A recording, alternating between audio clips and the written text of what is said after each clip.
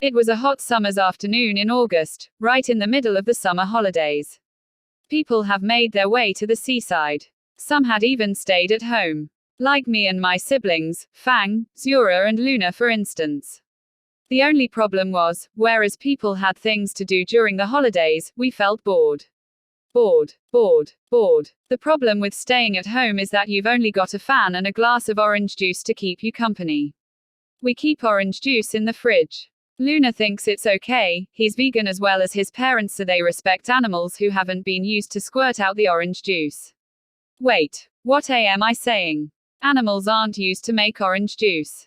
Oranges make yours truly. When life gives you lemons, you get oranges, and that means only one thing: stay indoors in the cool, away from the heat. I was lying on the floor balancing my plastic building blocks on my bare feet. I was like a bored lizard being forced to perform in a circus with square juggling balls.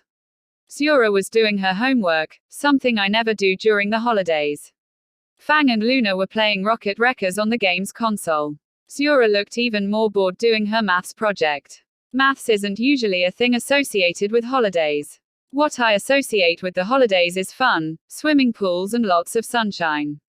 My siblings agree too. Sometimes, my siblings were always given homework before the holidays, but it seems like Fang and Luna have decided to bunk off. By bunk off, I mean play video games. Hey, you're supposed to do your homework. It was Frank. He was busy dusting the room until he saw the boys. I don't know what I'm going to do with you, boys, you're such a lazy bunch. Look at Zura, she's doing her homework. Frank pointed to Zura. She was writing away as usual.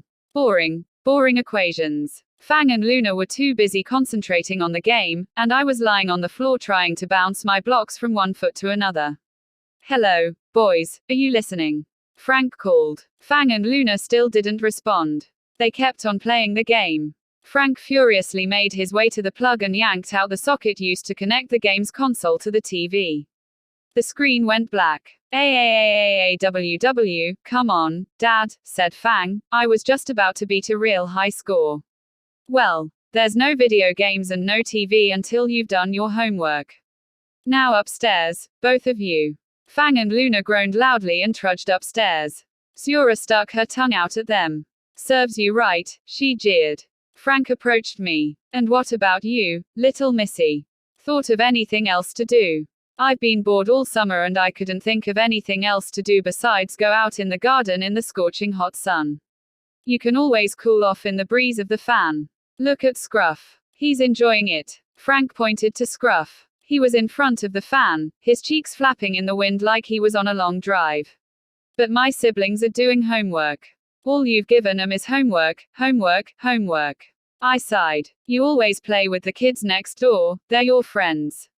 Said Frank. I know, but what is a girl like me supposed to do with her life?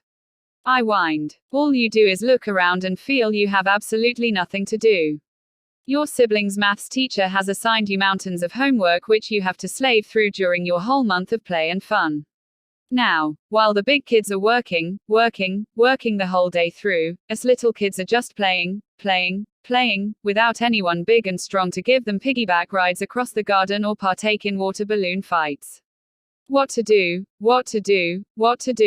Look, Sophie, said Frank, I know it's hard for you to not spend time with your siblings all this summer, but there's about room for time spent with family. But some people have to take a break sometimes, can they? I'm sure they'll finish by tomorrow. Laughed Frank. Tell you what, when they